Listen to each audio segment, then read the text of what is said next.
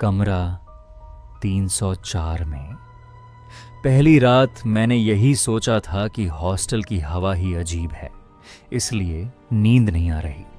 खिड़की के पास से कोई धीमी सी सांस चलती हुई मेरे कान तक आई, जैसे कोई मेरे बगल में लेटा हो। मैं अकेला था, फिर भी चादर के दूसरी तरफ हल्का सा दबाव था।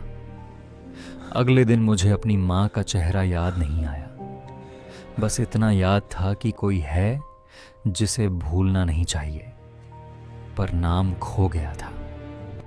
तीसरी रात कदमों की आहट मुझे जगा गई।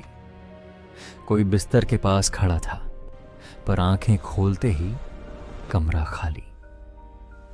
सुबह उठा तो अपने स्कूल का नाम भूल चुका था और मोबाइल में पुराने मैसेज पढ़कर भी पहचान नहीं पा रहा था कि मैं कौन हूं।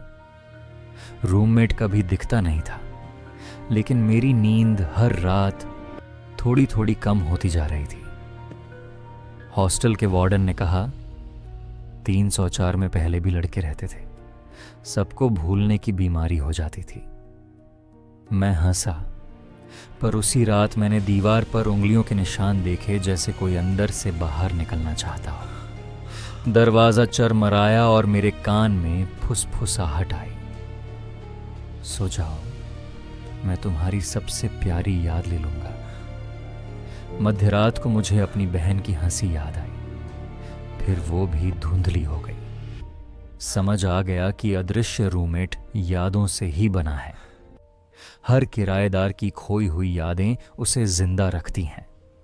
जितना मैं भूलता, उतना वो मजबूत होता जाता।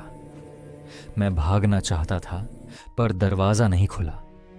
किसी और लड़के के आने की आवाज थी।